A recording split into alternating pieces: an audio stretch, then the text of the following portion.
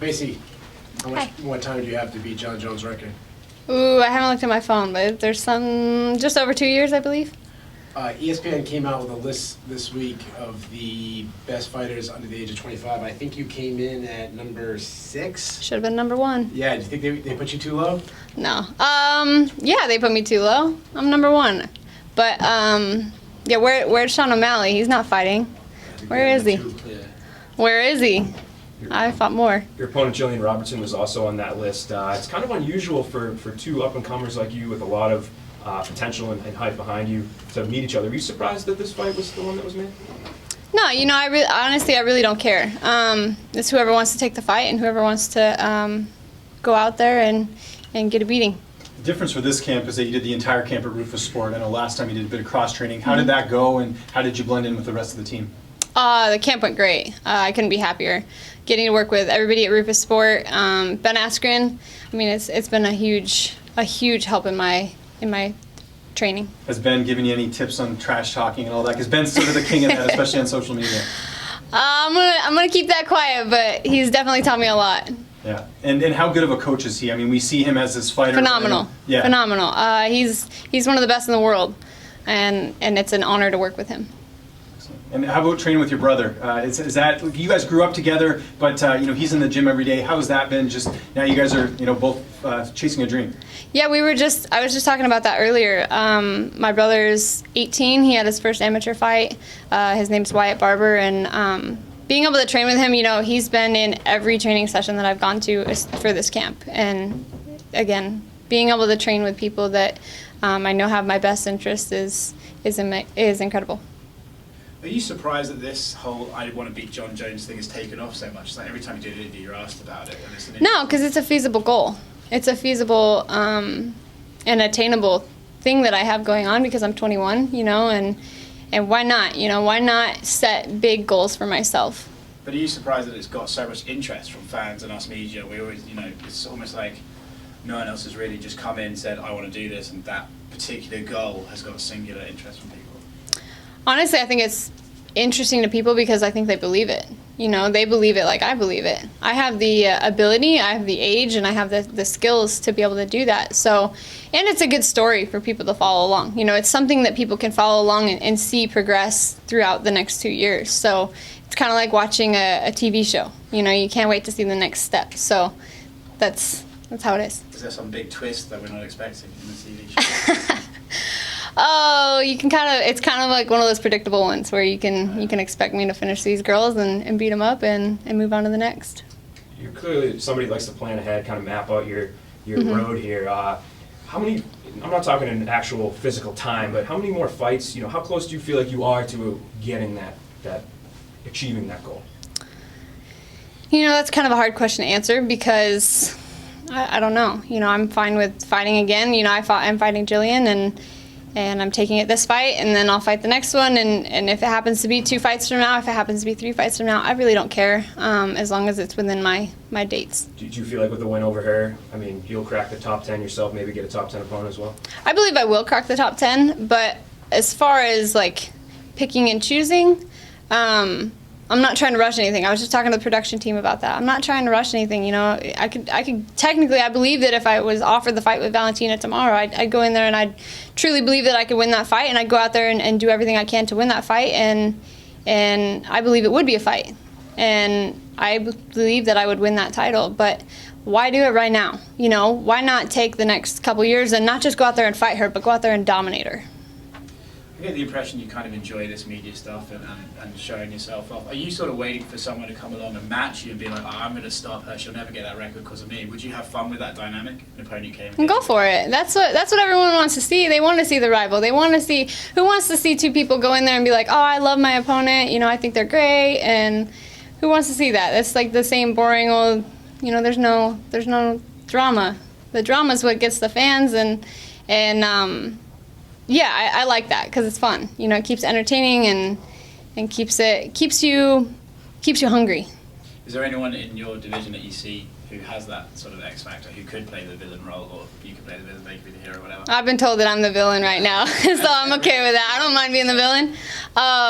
But in all the divisions, you know, I was just talking about how I potentially maybe back it down at 115 eventually. So whether it's Valentino or Whaling, I truly believe I could fight both of those girls and win. Jillian Robertson obviously has got a lot of potential, highly thought of, especially on the ground. But you brutalize females that have gone to the ground with you. Would you say to her that would be the biggest mistake if she tried to take it to the ground? If she tries to take me down and I don't stuff that takedown, then I wouldn't expect anything less than from me for this fight as well. Back to the Jon Jones thing. Jon Jones, a lot of people give him the title as the greatest fighter of all time. After you beat his record, is that the next title you're gonna take from him? The title of I like how you stated that. After you beat his, not if. I like that. That was great. That was great. I like that. Yeah, you could call me that. I mean, there's a lot of people to compete with. There's a lot of phenomenal athletes and fighters to compete with. You know, Demetrius Johnson, Jon Jones. I mean, there's a lot of them to compete with for the greatest fighter of all time. And I feel like at 21, and even after I take that youngest title, there are still fighters out there who have done way more than I have, and they deserve the title of that until I can put in the work and take it from them too. Say hypothetically, you run through her, everything changes in the division, somehow both Whaley and Shevchenko's looking for opponents. Hypothetically, Dana White says to you, you know what, you've been talking big game, let's see it. Pick one. Who do you want to fight? Which one are you picking? Right away? Yeah, right now. I'd move back down to 115 and take that one first. Only because I really believe that that's one that right now I could go in and just dominate that fight.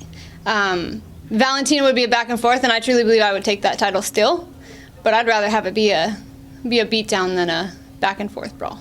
You mentioned sort of being a villain now, and I know that's something that's sort of changed a little bit for you in your UFC career. How have you dealt with that from like a social media perspective? Because I'm sure there's a lot of people just wanting to tell you off and everything like that. How have you dealt with that?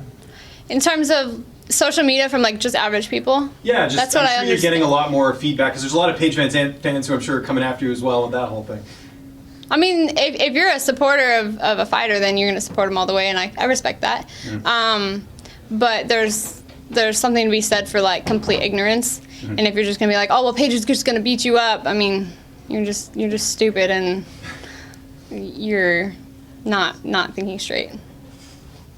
What gives you this confidence? I mean, you come in, other people don't talk the way you do. Where do you find that? I put in the work. I go out there and I find the best people that I can to train with. I go out there and I train. Not only do I train with them, but I put so many hours in with them. I'm not just like I don't just go into the gym and train for 2 hours a day and call it good. My whole day, every single day, is spent thinking about, okay, is what I'm doing today going to make me better tomorrow, or is what I'm doing today going to make me better next week? So I obsess over it, and that's where it comes from. Is I'm always trying to be the best that I can, and when you're always doing that, there's nothing but confidence when you're doing everything you can. And obviously, you know, you're very young, and a lot of 21-year-olds would not be doing what you're doing right now. Have you lost like friends over the years just with, you know, because you've had to focus so much on the sport? Like, how have you dealt with the social side of your life, you know, trying to become the greatest ever? Honestly, I think that there's a lot of people that don't understand. You know, it's hard to tell average minds what you're doing, and that's okay. You know, it's not for everyone. But over the years, I have found people, you know, within the gym and within the community of elite athletes. You know, I've had the opportunity to go and meet a lot of the NASCAR drivers and people from different sports, and to find other professionals doing other sports and to see their mentality. That's where I find more friends and more people to connect with.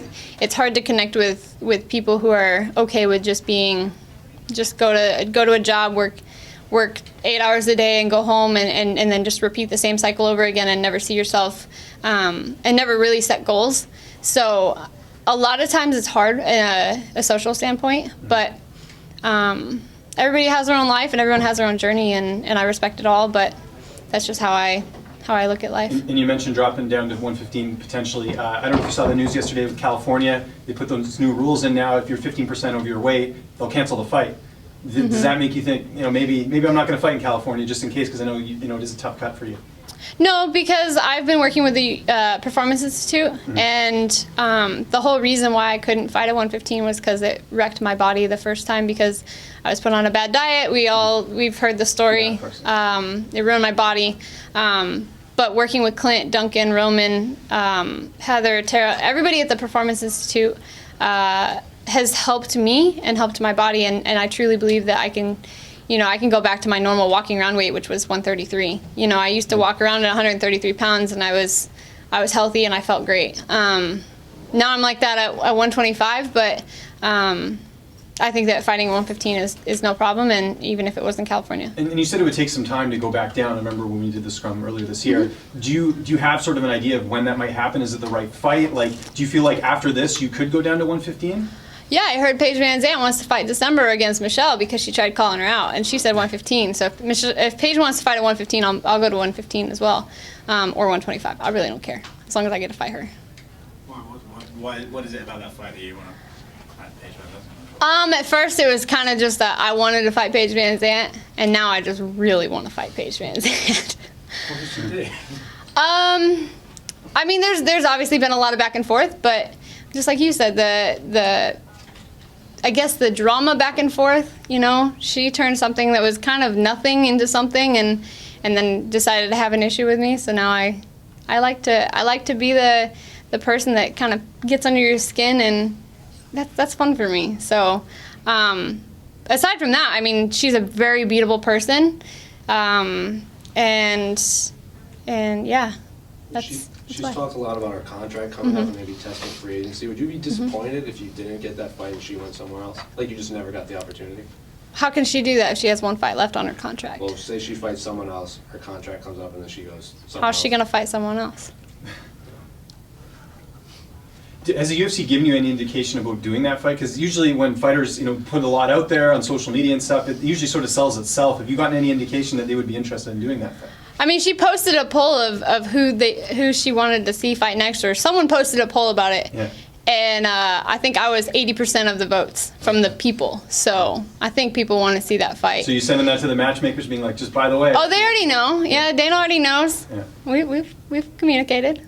Maycee, Yes. Paige is not even ranked in either of the That's weight okay. classes. I don't care. Would that get you off your schedule to beat Jones's record if you? How would it get me off this? No. You know what I mean? Like, if Well- you be a top 15, then you go top 10 instead of being a top 15 and then going unranked. You know what I mean? Don't get me wrong, I truly believe in the rankings, but I also think a lot of it's politics. And I also believe that if you fight and you just beat people up and you're someone that people want to watch fight, you're going to get the opportunity no matter what. I mean, look at gosh, who was it? Was it Ben Askren, maybe? He fought, he went from fighting one fight to fighting some of the top guys. So, I mean, the rankings aren't always everything. And how would I not move up in the rankings after just beating another girl up? I'm not going to take a loss on that. So the only reason why I would move down in the rankings was if I lost, and that's not going to happen. We're talking about Jon Jones' record. We're talking about Paige Van Zandt. What are you doing mentally to make sure you don't look past Jillian? I'm not looking past Jillian. Believe me, I'm not. I have my sights set on big goals, but like I said, I still have the little goals ahead of me, and finishing this fight isn't just a little goal. It's a huge goal, but there are like the big life goals that I also have, and that's beating a Jon Jones record.